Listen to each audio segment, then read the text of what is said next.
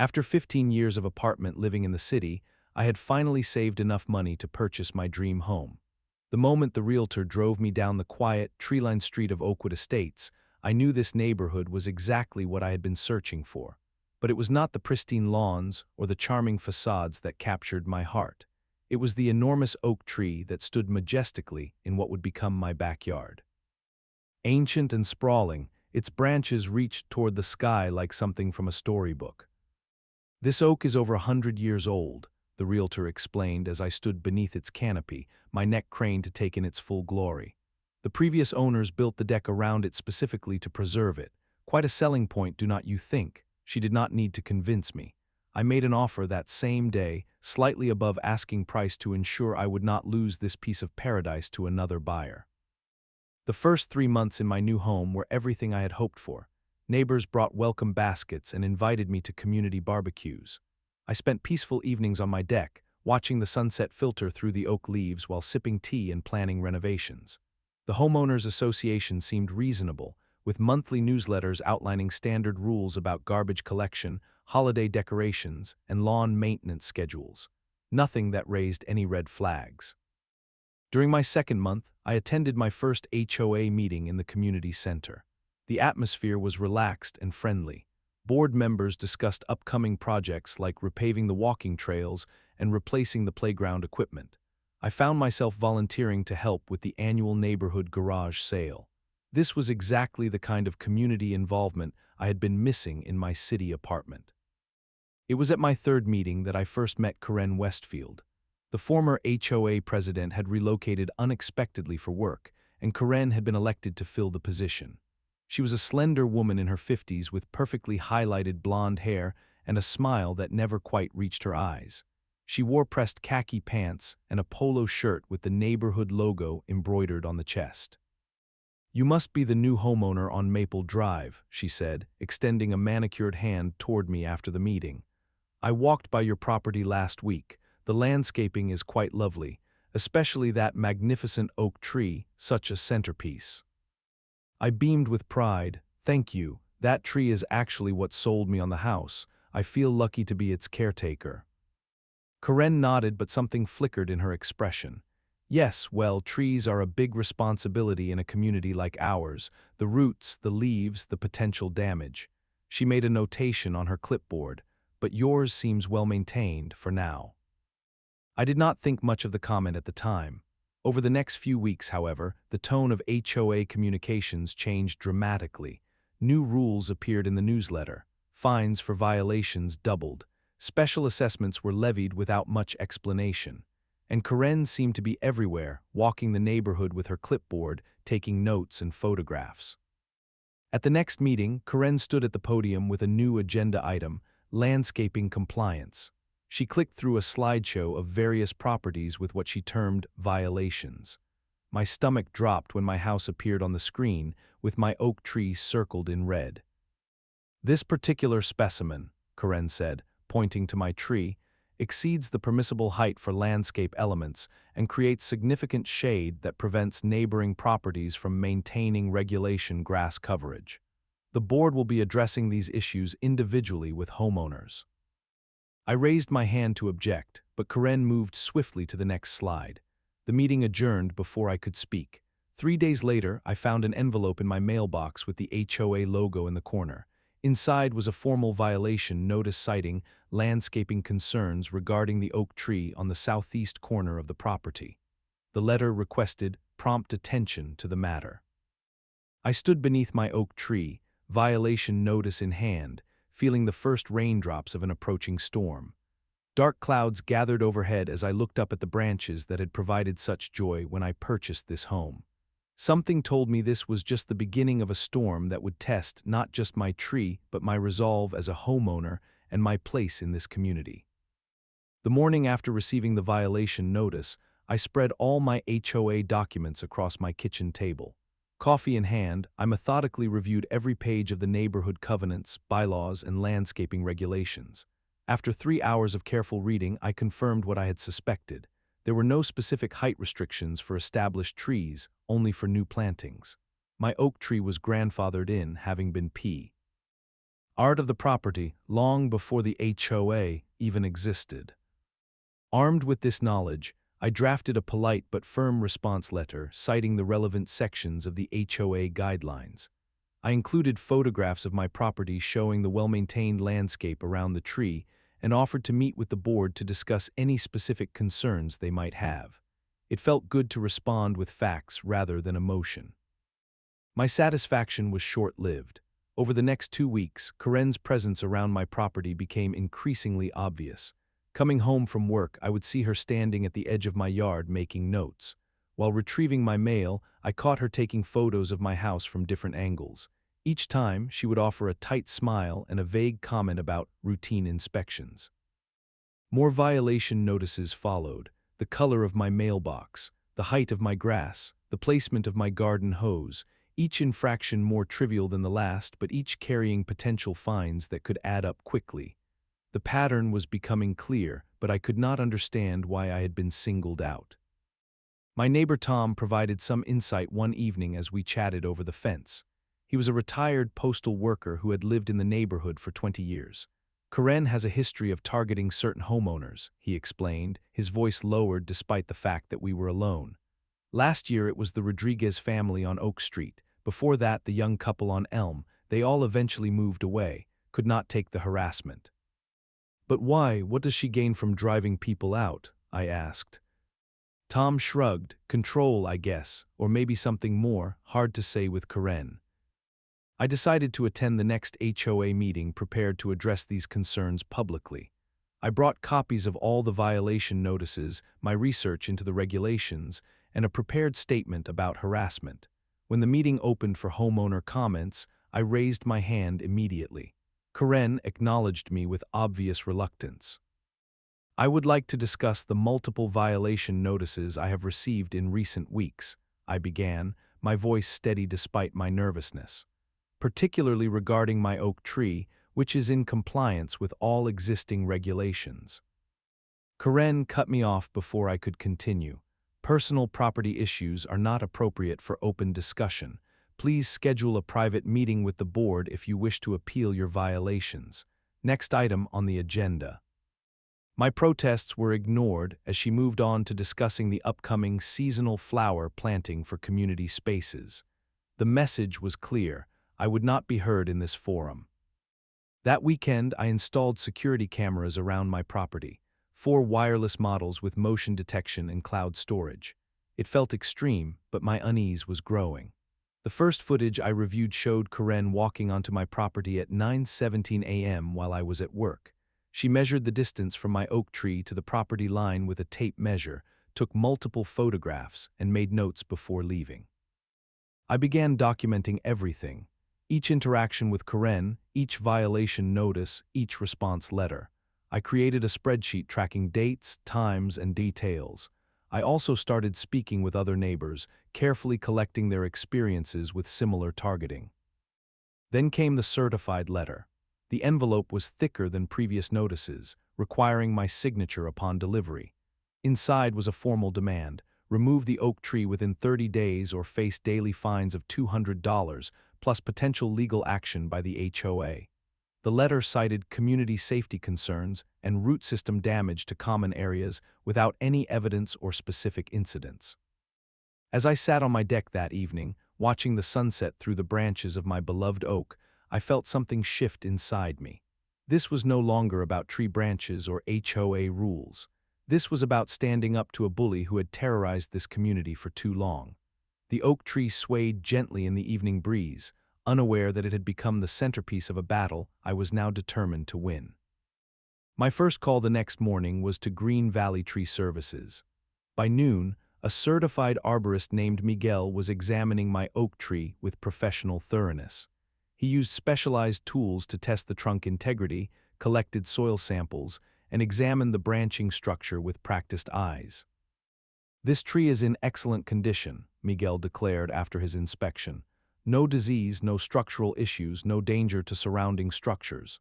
He prepared a detailed report on his company letterhead, complete with photographs and measurements. "In fact," he added, "trees of this age and species are protected in many municipalities.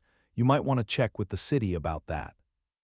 This suggestion led me to my second ally, Sarah Chen, an attorney specializing in property disputes and HOA law. Her office was modest but professional, with framed law degrees and certificates covering one wall. She reviewed my growing file of documents with interest, occasionally making notes on a yellow legal pad. "Based on what you have shown me, the HOA has no standing to demand removal of your tree," Sarah stated confidently. "The tree predates the community, is healthy, and poses no safety risk. Furthermore, their harassment pattern is concerning." She drafted a formal response to the certified letter, citing relevant statutes and case law that protected established trees from arbitrary removal demands. "Send this via certified mail," she instructed. "It establishes that you are responding reasonably and through proper channels. Meanwhile, I will research whether your oak might qualify for heritage tree protection under county regulations." I felt a weight lift from my shoulders as I left her office. Having professionals confirm what I had suspected gave me confidence to stand my ground. That confidence was tested the very next day when I received 3 new violation notices for issues that had nothing to do with my tree: improper garbage can placement, unauthorized wind chimes, and excessive bird feeders.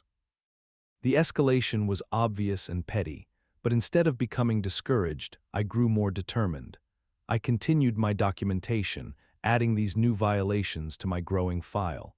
The security cameras captured Karen's increasing visits to my property, always when she thought I was away. A breakthrough came during a chance conversation with Mrs. Abernathy, an elderly resident who had lived in the neighborhood since its development. We met at the community mailboxes one afternoon, and she mentioned remembering when my house was built. "Your lot was one of the most desirable because of that magnificent oak," she recalled. "There was quite a bidding war for it. Karen and her husband tried to buy it, offered well above asking price, but the developer had already accepted another offer. She was furious about it, caused quite a scene at the sales office." This revelation struck me like lightning. Karen's fixation on my property was not random harassment. It was personal resentment that had festered for years. The knowledge was unsettling but valuable. It explained her targeted behavior and confirmed that no amount of compliance would ever satisfy her. Armed with this insight, I decided to take my case beyond the HOA. The next town council meeting had an open forum for citizen concerns.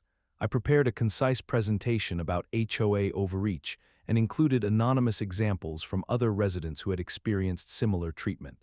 I did not mention Karen by name, but I outlined the pattern of targeted enforcement and questionable rule changes.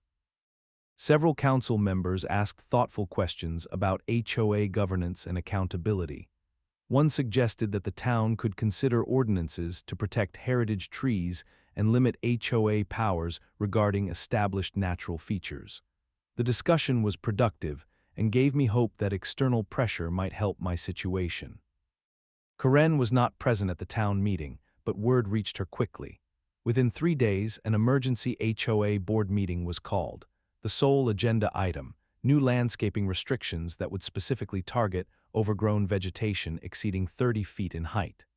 The language was clearly crafted to include my oak tree while excluding ornamental trees that many board members had on their own properties. This blatant abuse of power became my rallying point. I began reaching out systematically to neighbors, sharing what I had learned about selective enforcement and Karen's personal vendetta. Many were hesitant to speak openly, fearing they would become the next target. But in private conversations, over coffee at my kitchen table or quiet chats in their living rooms, they shared similar stories. Gradually, a network formed. Tom, the retired postal worker, the Patels from 2 streets over, the young couple on Sycamore Drive, the Jacksons who had lived here for 15 years. Each had experienced Karen's targeting at some point. Each had documentation of their own. Together, we began planning a response that would address not just my tree issue, but the systemic problems in our HOA. We met discreetly at different homes each time, comparing notes and strategizing.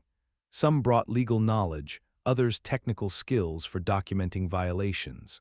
One neighbor was a retired parliamentary procedures expert who identified multiple violations in how board meetings were being conducted. The turning point came when we gathered beneath my oak tree one evening 20 neighbors united in purpose. Standing in that circle, I realized we had become something Karen could not intimidate, a community finding its voice. The battle lines were no longer just about a tree. They were about reclaiming our neighborhood from fear and petty tyranny. With the support of my growing neighbor alliance, indeed the legal guidance from Sarah Chen, I felt confident enough to plan a 3-day weekend visiting my brother in Colorado. Before leaving, I double-checked all my security cameras, ensured my documentation was safely backed up to the cloud, and contacted my closest neighbors to keep an eye on my property. "Do not worry," Sarah assured me during our final call before my trip. "The certified letter we sent puts them on notice that any action against your tree would constitute trespassing and destruction of property. Even Karen would not be that reckless." The first day of my vacation was blissfully uneventful. My brother took me hiking in the mountains, and the fresh air and distance from the neighborhood conflict felt like therapy. I checked my security camera feeds that evening from my phone. Everything looked peaceful back home. The second morning started similarly calm. I was enjoying coffee on my brother's deck when my phone rang. It was Tom, my retired neighbor, and his voice was urgent. "You need to come home right now," he said, the words coming quickly. "There is a tree service crew at your house. They are cutting branches off your oak tree." My heart slammed against my ribs. "What? That is impossible. Call the police immediately. Tell them there are trespassers damaging my property." "Already did," Tom replied. "But you need to get back here. They have some kind of work order they are showing everyone." The next 2 hours were a blur. I booked the first flight home while my brother drove me to the airport at unsafe speeds.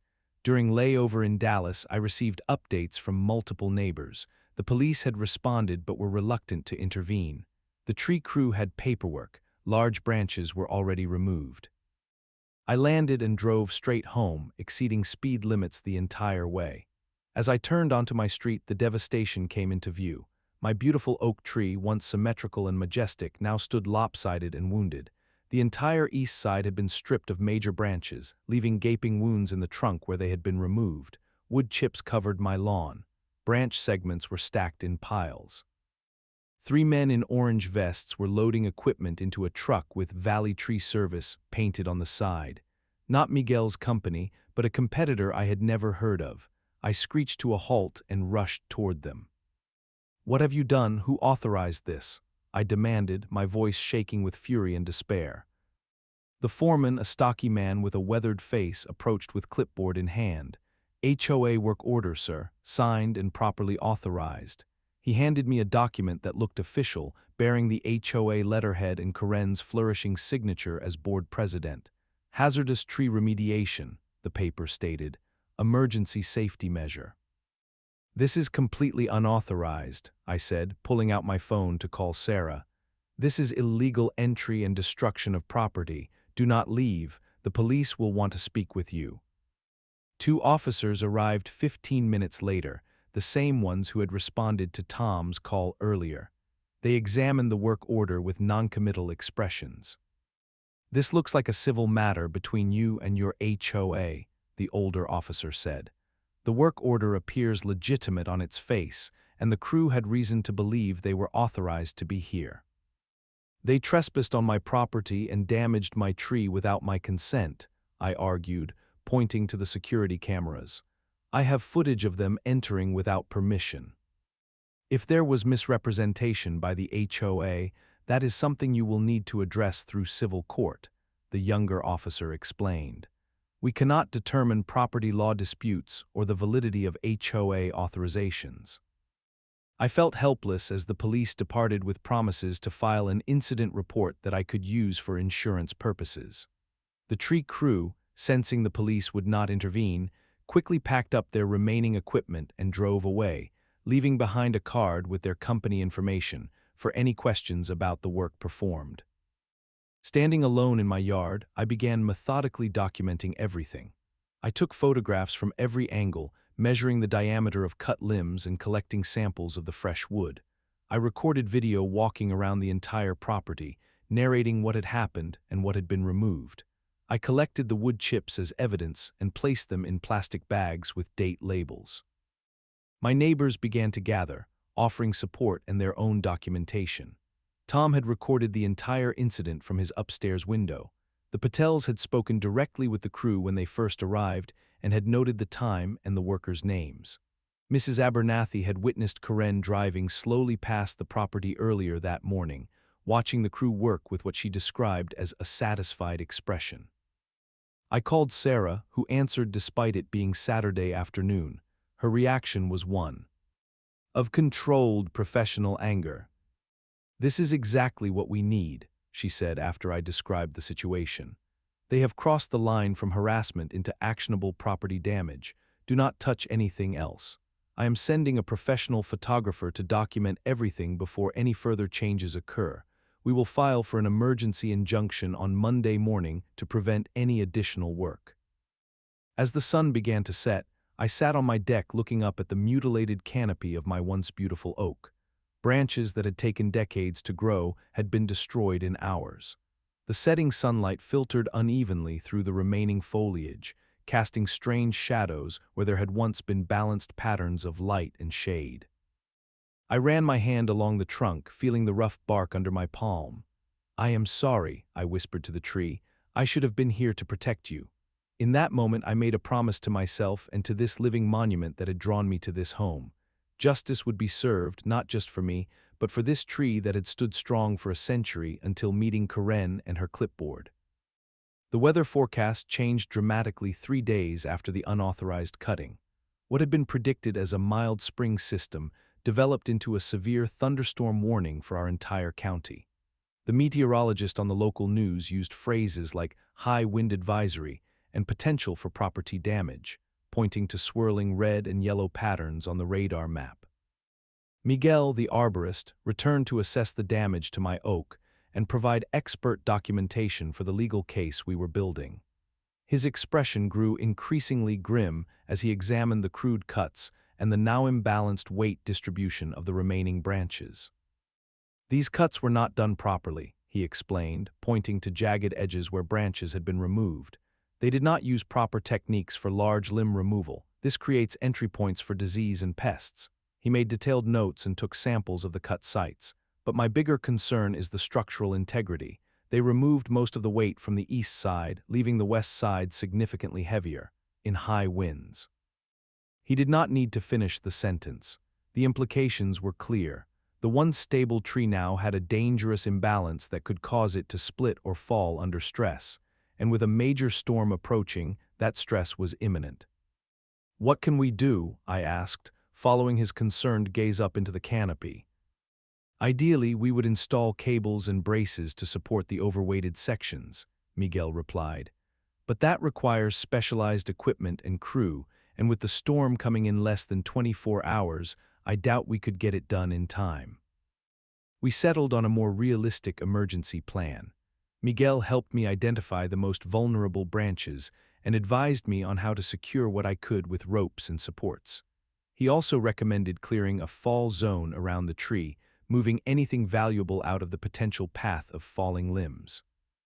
I spent the rest of the day implementing his suggestions. I moved my car to the far side of the driveway. I cleared my deck of furniture and potted plants. The most difficult decision concerned my tractor, which I kept in a small shed near the oak tree. The shed itself was not in the immediate fall zone, but it was close enough to be concerning. Better safe than sorry, I thought, as I drove the tractor to what I believed was a safe distance, parking it behind my detached garage.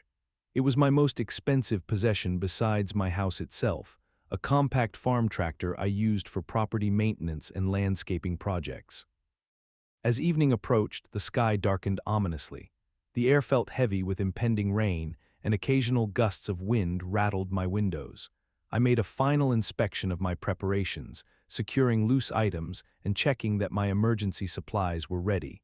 The Weather Service had upgraded the storm to a severe thunderstorm warning with potential for flash flooding. I tried to sleep that night, but the increasing wind and the knowledge of my vulnerable tree made rest impossible. Around midnight, the storm hit in full force. Rain lashed against my windows in horizontal sheets. Thunder cracked overhead with such force that I could feel the vibrations in my chest.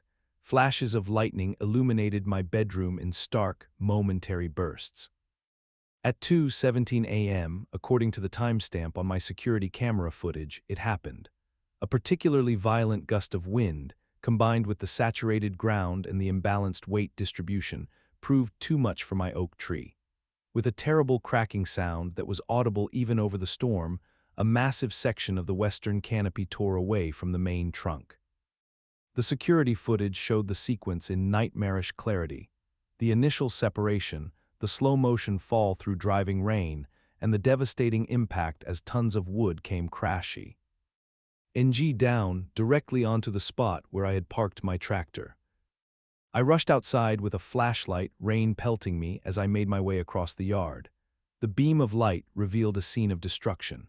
The massive section of tree had completely crushed the tractor, reducing it to a barely recognizable tangle of metal beneath splintered wood and twisted branches. The impact had been so forceful that the tractor had been driven partially into the softened ground. There was nothing I could do in the middle of the storm. I retreated inside, soaked and shocked, to wait out the night. By morning the storm had passed, leaving behind clear skies that seemed to mock the devastation below. In daylight, the full extent of the damage was clear. My tractor was a complete loss, crushed beyond any hope of repair. The insurance adjuster arrived promptly after my call. He surveyed the scene with professional detachment, taking photographs and making notes on his tablet. His conclusion was devastating but not unexpected. The policy specifically excludes damage resulting from improperly maintained trees or landscaping features, he explained, pointing to relevant sections in my policy. Based on the arborist report about the improper cutting creating an imbalance, plus the fact that the work was done without your authorization, this creates a complicated liability situation. He closed his tablet with a sympathetic expression. I have to deny the claim for the tractor damage. However, he added, seeing my dismay, I strongly suggest you pursue damages against the parties responsible for the unauthorized tree work. Their actions directly led to this outcome. I stood in my yard, surrounded by destruction caused by human arrogance rather than mere nature. My magnificent oak tree, now severely damaged and dangerous. My expensive tractor, crushed beyond salvation. The carefully maintained yard, strewn with debris and wood chips. Each represented a loss that could be measured in dollars, but the violation I felt went beyond financial damage. As I picked up a piece of shattered oak from beside the crushed tractor, I knew with absolute certainty that the time for polite responses and measured actions had passed. This had become a fight not just for compensation, but for justice. The following weeks transformed my dining room into a war room of sorts. Evidence boxes filled with documents covered the table. My laptop displayed security footage on continuous loop. The walls were lined with photographs documenting every stage of the tree damage, the storm aftermath, and the crushed tractor. Sarah Chen visited regularly, bringing legal documents for my review and signature. We are filing two separate actions, Sarah explained during one of our strategy sessions. The first is against Karen personally for authorizing work on your property without consent. The second is against the HOA as an organization for failure to exercise proper oversight and allowing abuse of power. The evidence we compiled was substantial. Security footage showing Karen examining my tree the day before the cutting. The unauthorized work order with her signature. Witness statements from neighbors who had observed her satisfaction as the tree was being cut. Expert testimony from Miguel about the improper cutting techniques and how they directly contributed to the structural failure during the storm. What about the tree service company? I asked. Are not they liable as well? Sarah nodded. They are. However, our investigation revealed they were misled. Karen specifically told them the work had been approved by you and that you would not be home that day. We have deposed their office manager, who confirmed they received what appeared to be proper authorization on HOA letterhead. They are cooperating with our case against Karen in exchange for a reduced claim against their insurance. Filing the lawsuit created immediate ripples through the community.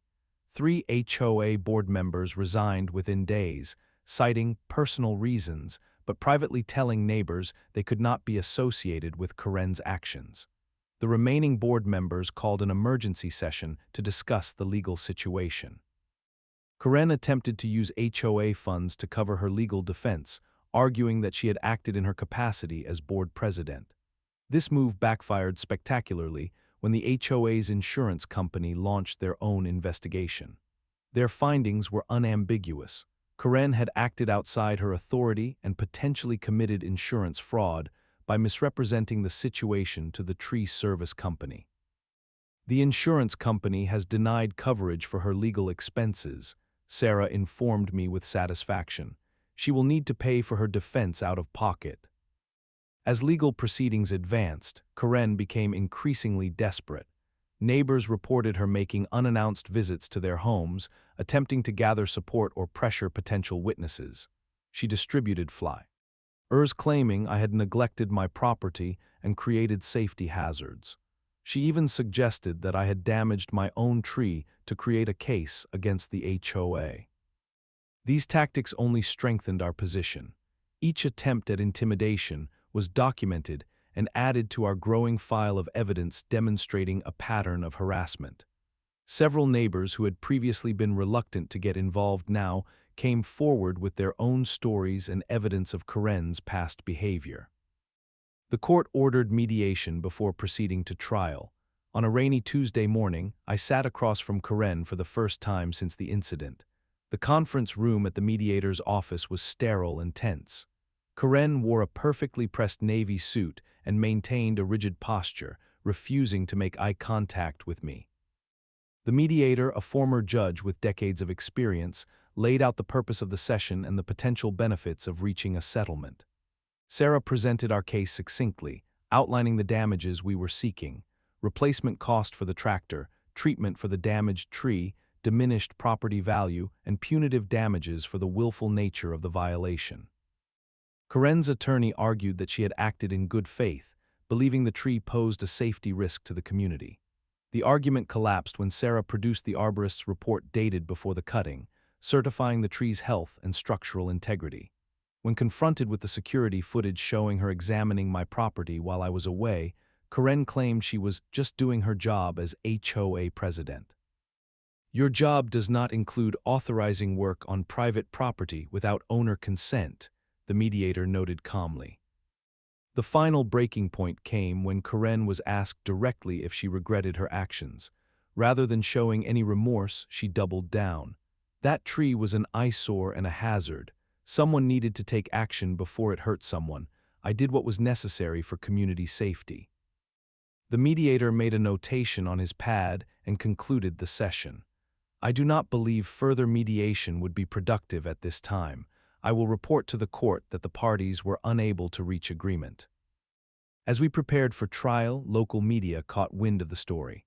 A reporter from the county newspaper contacted me for comments about what she called HOA overreach and property rights. The resulting article appeared on the front page of the local section. "Tree dispute raises questions about HOA powers." The story was picked up by local television news and a popular legal blog that focused on property rights issues. The courthouse steps were crowded with reporters the day our case was scheduled for preliminary hearings. Sarah had warned me not to speak directly to the media, but she made a brief statement outlining the basic facts of the case and the broader implications for homeowners' rights within HOA communities. Inside the courtroom, I felt a strange calm. The months of documentation, the careful building of evidence, the support of neighbors and experts, all of it had prepared me for this moment. As the judge entered and proceedings began, I knew that regardless of the outcome, I had already won a victory by refusing to be silenced or intimidated. The courtroom fell silent as Judge Harmon delivered her ruling. After 4 days of testimony, evidence presentation, and closing arguments, the moment of truth had arrived. I sat perfectly still beside Sarah, consciously controlling my breathing as the judge spoke. "The court finds in favor of the plaintiff on all counts," Judge Harmon stated, her voice clear and authoritative. "The defendant, Karen Westfield, acted with willful disregard for property rights and abused her position as HOA president to pursue a personal agenda. The Homeowners Association, through inadequate oversight, bears secondary liability for failing to prevent this abuse of power. Karen sat rigid in her chair, her face pale as the judge continued detailing the judgment. The financial awards were substantial: full replacement cost for my tractor, comprehensive treatment for the damaged tree, compensation for diminished property value, and punitive damages that amounted to 3 times the actual damages.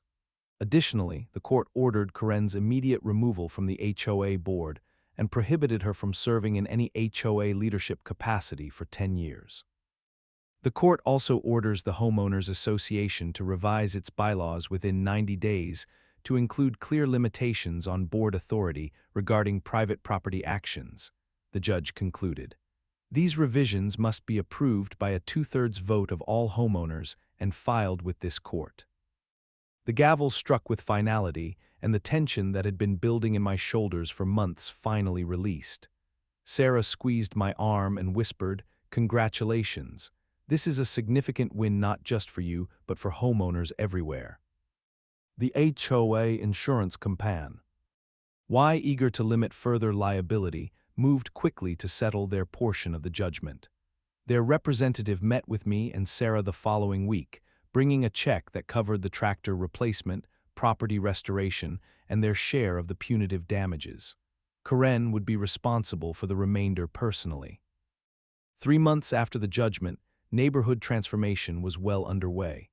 The HOA board, now composed entirely of new members, worked collaboratively with homeowners to draft revised bylaws that protected private property rights while maintaining reasonable community standards. I attended every drafting session, contributing suggestions based on my hard-won experience.